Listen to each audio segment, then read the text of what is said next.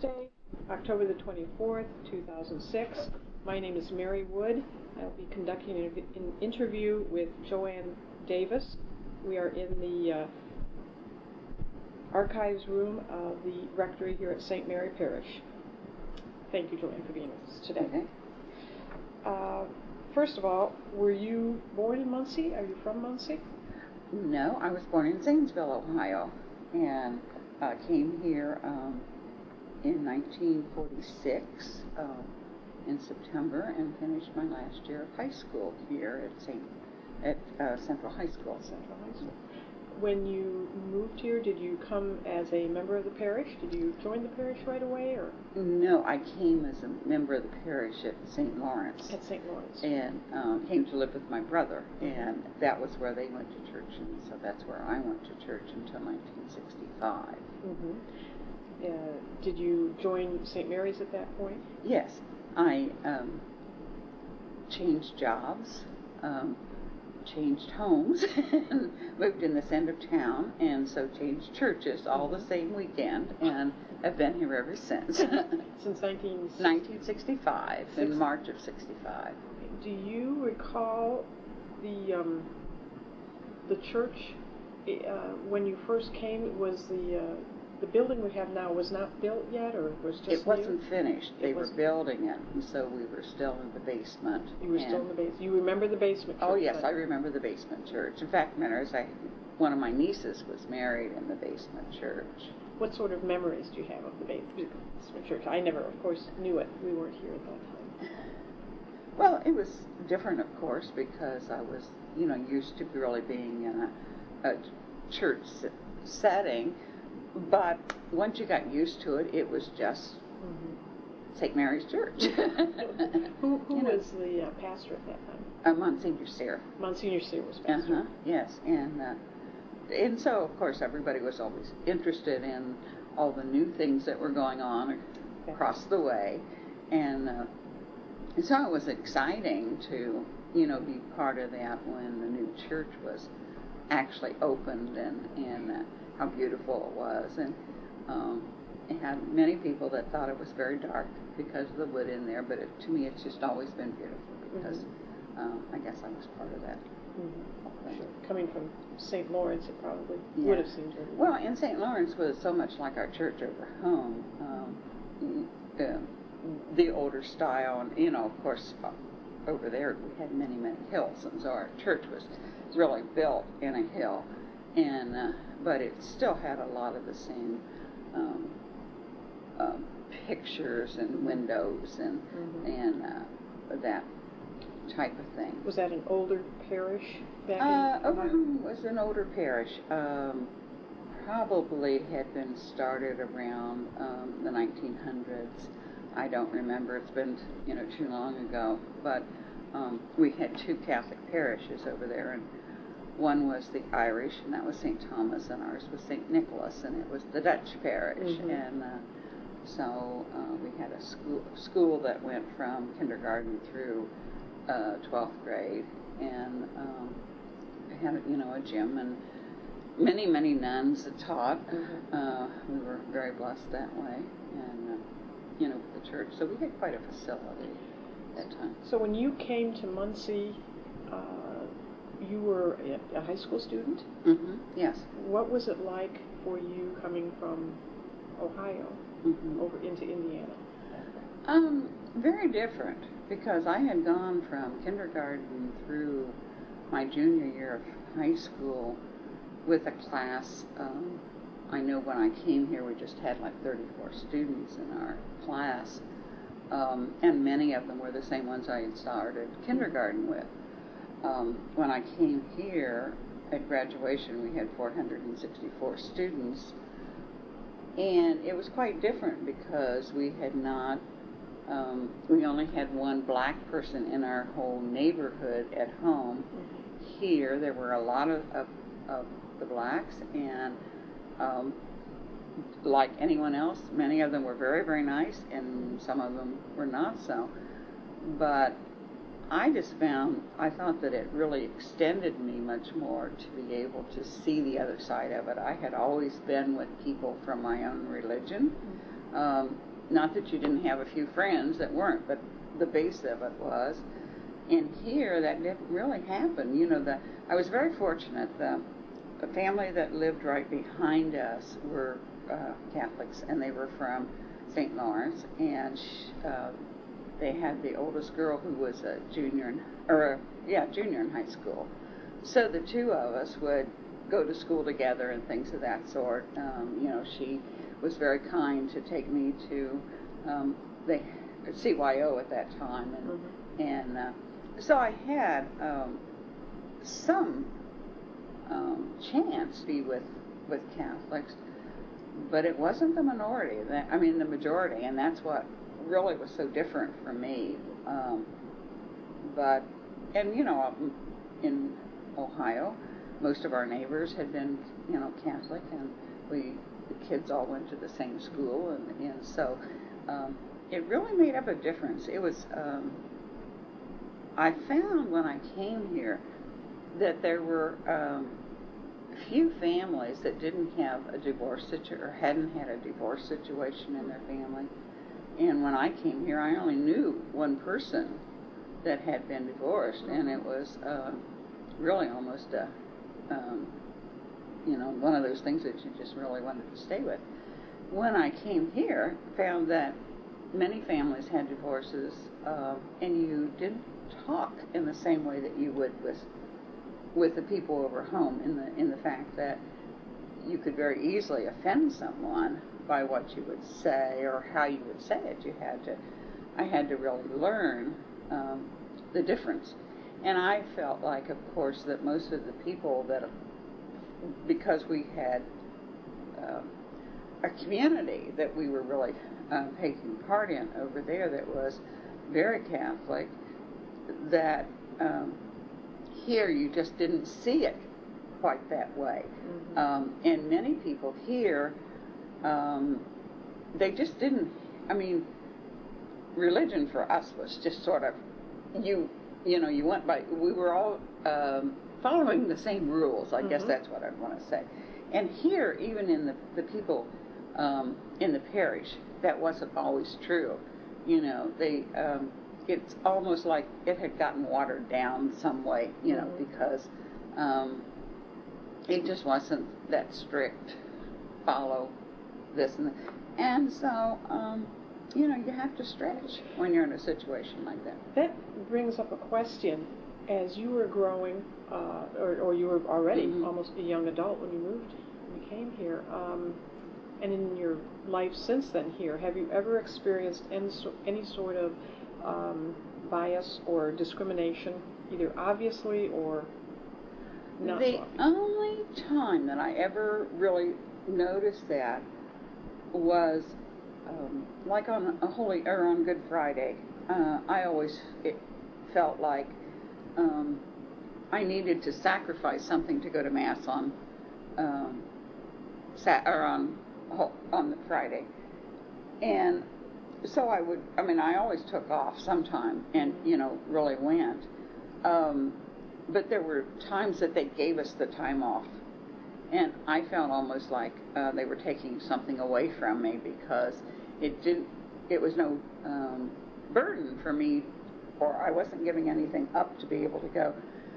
But then one year, when they would always have before Christmas, and we fasted, and they would always, bring in food, and there would be ham and things like that. And one year I took some ham home to eat later, and that was the only time I ever really can remember that it was sort of a problem, because one of the gals later said, I don't understand why, if it was wrong to eat it here, that you could take it home and eat it later.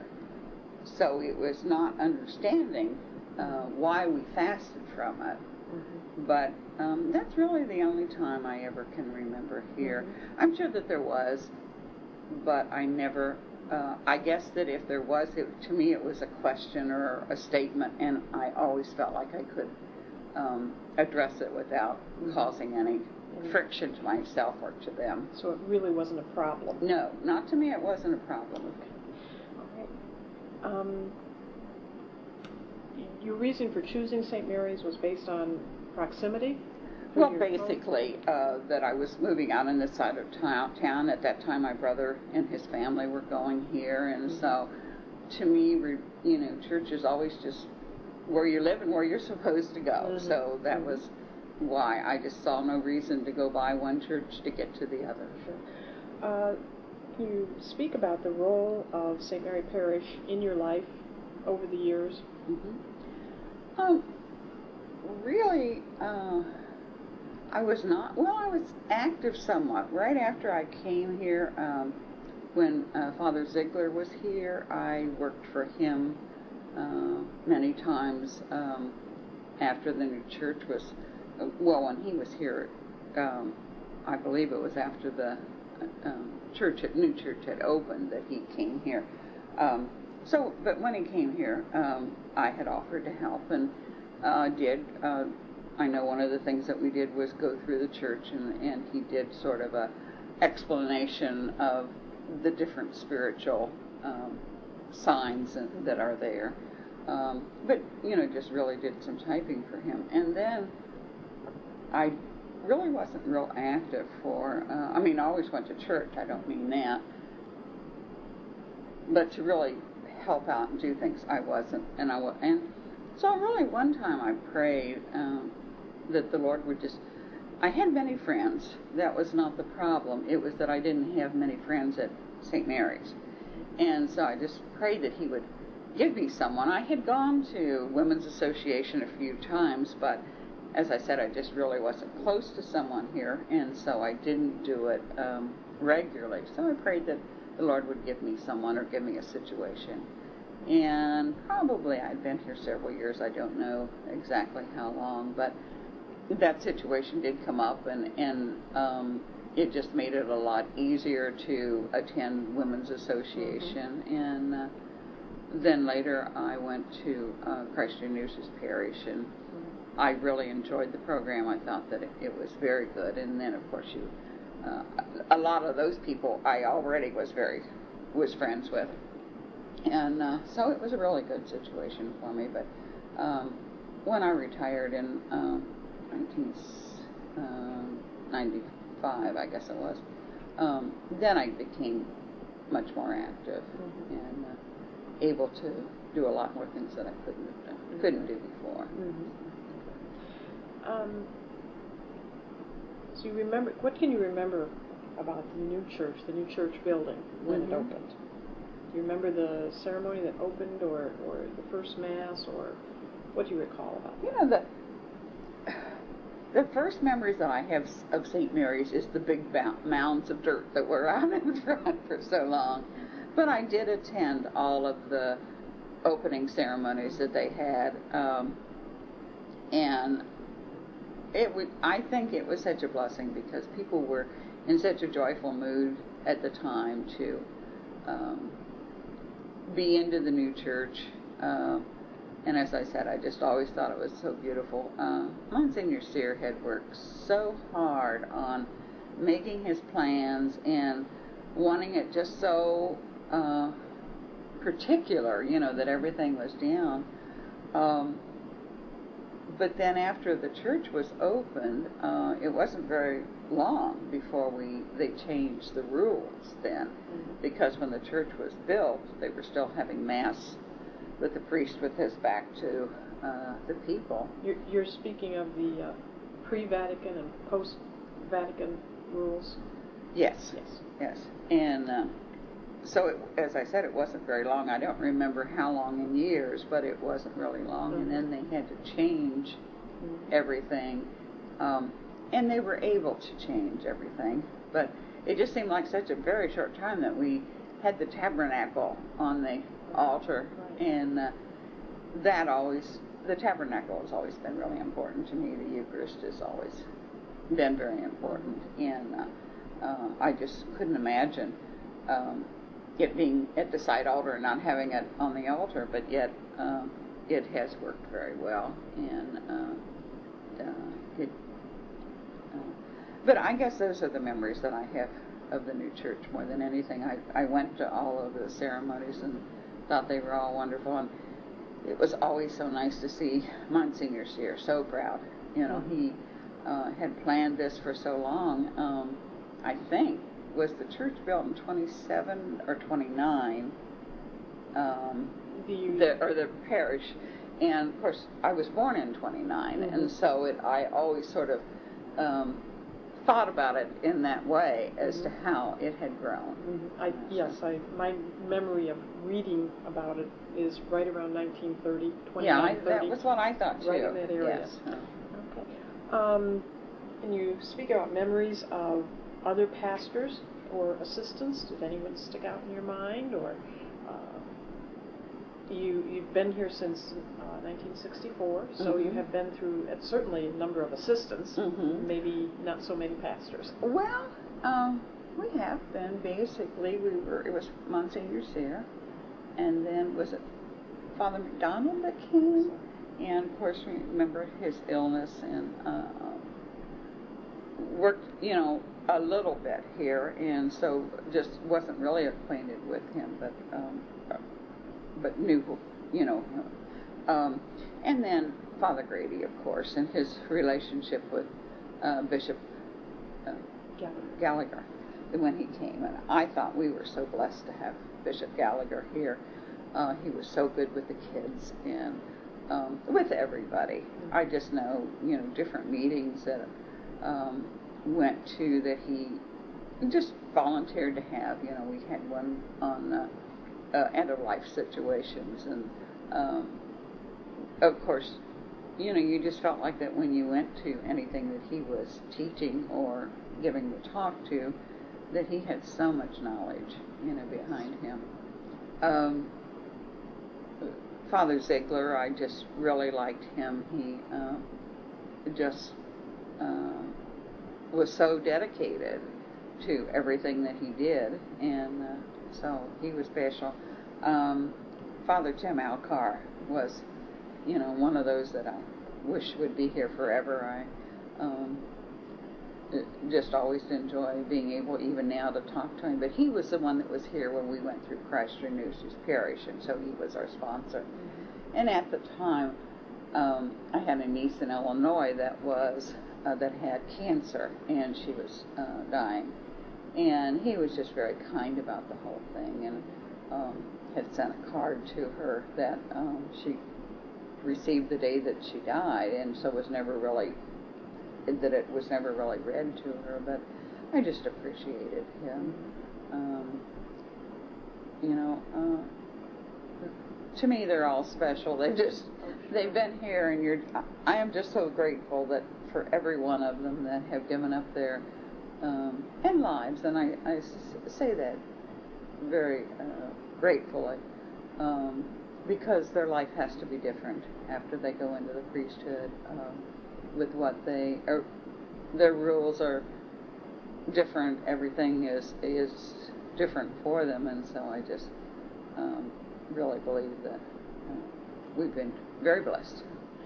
Have you had any association whatsoever with the school? Well, the only association I would have is just with teachers that have been there. I'm a friend of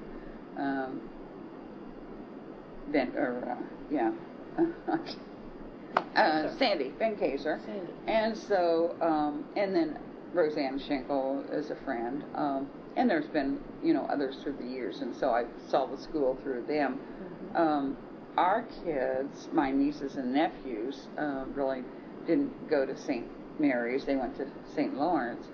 And I did have a niece and two nephews that started kindergarten here, and then they moved to Colorado Springs. And so because of that, we've never had any kids ourselves. Sure. To me, my nieces and nephews are my kids. I understand. Okay.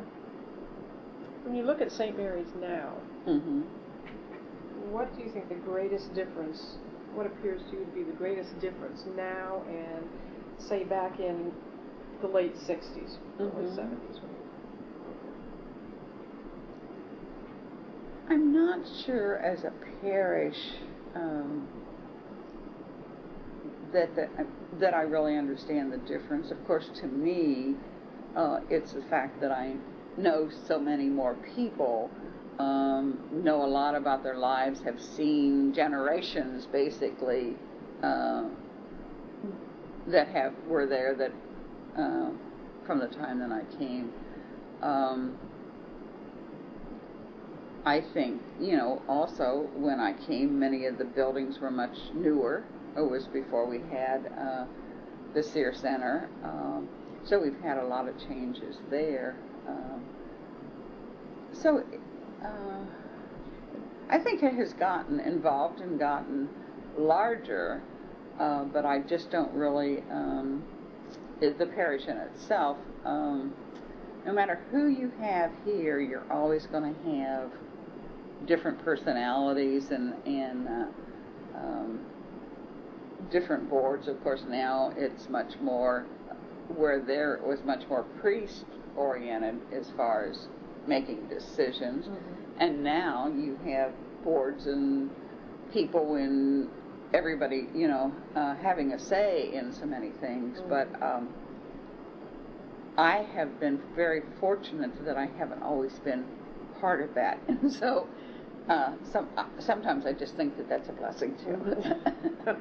If you had to characterize St. Mary's to an outsider, someone coming in from out of town, how would you describe it? Well, I think that it's a parish that tries very hard to be a parish for all of the people that are coming. But I think that sometimes that's very hard for it. I know in that meeting that we were in, not the second meeting, but the first meeting that we had, you could just see from there that all of the needs are not being met, but the needs are so much greater now than they were back in the 60s. We didn't expect every generation to be taken care of. We weren't expecting at that time that the priest was going to, the priest was still deciding, the diocese basically was deciding what the priest was going to do at that time. We expect so much more out of them now. They're supposed to be administrators and spiritual guides and this and this and this, and they're only one person and they can't do it all. What's your view of the future for the church, our parish? Do you see anything in its future? Well, right now I think that one of the greatest assets that we have is that people are becoming involved. And that because of that we have to come out on the other side better than we are now. In what way that will be, I don't have any idea, whether we will have new buildings, old buildings. But for me, the biggest thing that we have to do is keep the church, and then go out from there. Are there any specific liturgical or social or other events connected with the parish that have importance for you, or that you would like to speak about or address?